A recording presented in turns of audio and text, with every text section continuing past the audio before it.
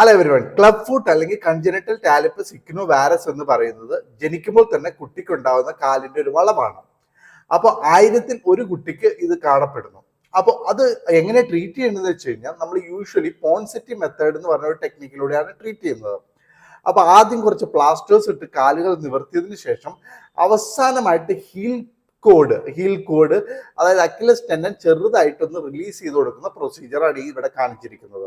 അപ്പൊ ഈ വീഡിയോയിൽ തന്നെ നമുക്ക് കാണാം ഹീൽ കോഡ് ഭയങ്കര ടൈറ്റ് ആയിട്ടാണ് ഈ കുട്ടിയുടെ ഇരിക്കുന്നത്. അപ്പൊ ഇനീഷ്യൽ പ്ലാസ്റ്ററിന് ശേഷം നമ്മൾ ഒരു 15 ബ്ലേഡ് ഉപയോഗിച്ച് ചെറുതായിട്ട് ആ ഹീൽ കോഡ് ഒന്ന് വിടിയിച്ചു കൊടുക്കുന്ന പ്രൊസീജിയറാണ് ഇവിടെ.